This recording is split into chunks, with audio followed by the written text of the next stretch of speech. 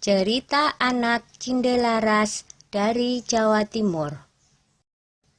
Kerajaan Jenggala adalah kerajaan yang makmur. Namun, semenjak rajanya yang bernama Raden Putra memiliki selir, semua jadi berubah. Kerajaan yang tadinya tenang, kini selalu bermasalah. Selir raja yang iri dengan permaisuri menjadi dalang semua masalah tersebut. Selir raja ingin mengusir permaisuri dari istana. Suatu ketika, Selir bersama tabib raja memfitnah permaisuri. "Maaf Paduka, seseorang menaruh racun ke dalam minuman Selir. Tidak ada pelayan Paduka yang berani masuk ruangan ini kecuali permaisuri," kata tabib dengan meyakinkan. Raden Putra sangat terkejut dan marah mendengar itu. Ia memerintahkan patihnya untuk membuang permaisuri ke hutan. Untunglah Sang Patih adalah seorang yang bijaksana. Ia sebenarnya tidak tega meninggalkan permaisuri yang sedang mengandung sendirian di hutan. "Maafkan hamba permaisuri, hamba tidak punya pilihan lain," kata Patih. Patih membuatkan rumah kecil untuk permaisuri dan kemudian meninggalkannya. Setelah beberapa bulan di hutan, sang putri melahirkan seorang anak laki-laki. Anak itu diberi nama Cinderalas. Karena lahir dan tumbuh di hutan, Cinderalas berteman dengan binatang-binatang di hutan itu.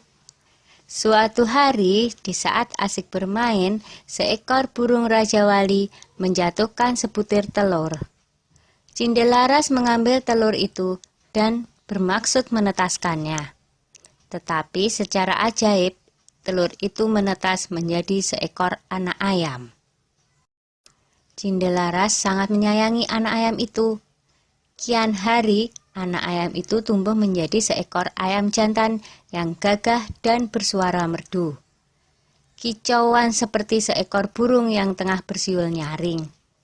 Yang lebih mengejutkan adalah, setelah bersiul nyaring, ayam itu berkokok. "Kukuruyuk, tuanku adalah Cinderalas. Rumahnya di tengah rimba, atapnya daun kelapa. Ayahnya Raden Putra." Cinderalas memperlihatkan ayam jantan itu kepada ibunya. Ibu Cinderalas yang mendengar kokok ayam itu akhirnya menceritakan asal-usul mengapa mereka sampai berada di hutan. Mendengar itu, Cinderalas bertekad mengungkap semua kejahatan Selir Raja ke istana. "Aku akan ke istana, Bu. Aku yakin kebenaran akan menang, dan kejahatan akan mendapatkan hukuman yang setimpal." Setelah diizinkan oleh ibunya, Cinderalas berniat pergi ke istana membawa ayam jantannya. Dalam perjalanan, ada beberapa orang yang sedang mengadu kokok ayam mereka. Cinderalas kemudian dipanggil oleh orang-orang itu. "Ayo, kalau berani, adulah kokok ayam jantanmu dengan ayamku. Ayam siapa yang paling keras suaranya?" tantang orang itu.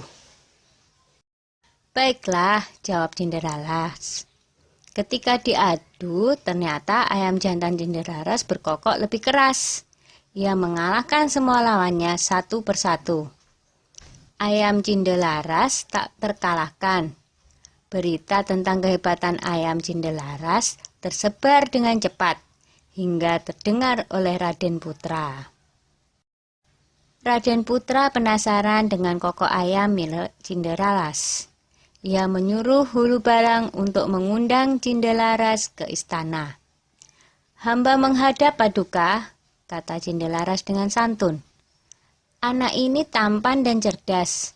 Sepertinya ia bukan keturunan rakyat jelata," pikir Baginda begitu melihat sosok Cinderalas. Raden Putra menjelaskan maksud hatinya mengundang Cinderalas ke istana. Raden Putra menantang untuk adu kokok ayam.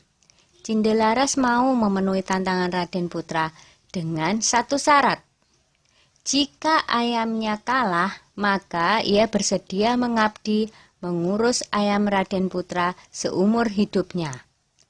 Tetapi jika ayamnya menang, maka setengah kekayaan kerajaan menjadi milik Cindelaras. Raden Putra menyanggupi tantangan Cindelaras. 2 ekor ayam itu mulai berkokok. Ayam Cindelaras berkokok dengan sangat merdu dan lebih keras. Penonton bersorak mengeluh-elukan Cindelaras dan ayam jantannya.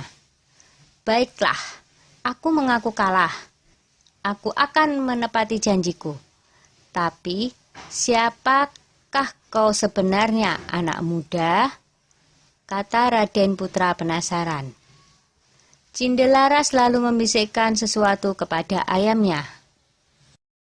Tak lama kemudian, ayam jantan Cindelaras berkokok keras. Kukuruyuk, tuanku adalah Cindelaras. Rumahnya di tengah rimba. Atapnya daun kelapa, ayahnya adalah Raden Putra. Begitu berulang-ulang. Raden Putra kaget mendengarnya, lalu bertanya, benarkah apa yang aku dengar? Lalu Cindelaras menjawab, benar Baginda. Hamba Cindelaras, ibu hamba adalah permaisuri Baginda.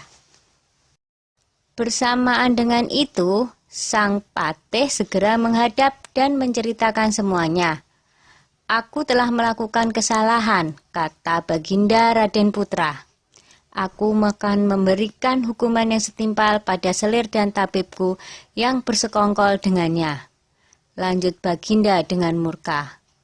Kemudian selir pun dibuang ke hutan. Raden Putra memeluk anaknya dan meminta maaf atas kesalahannya selama ini. Raden Putra dan hulu balangnya segera menyambut permaisuri di hutan. Akhirnya, Raden Putra, permaisuri, dan Cindelaras berkumpul kembali. Setelah Raden Putra tiada, Cindelaras menggantikan kedudukan ayahnya dan memerintah dengan adil dan bijaksana. Dah ya cerita Cindelarasnya. Jumpa lagi.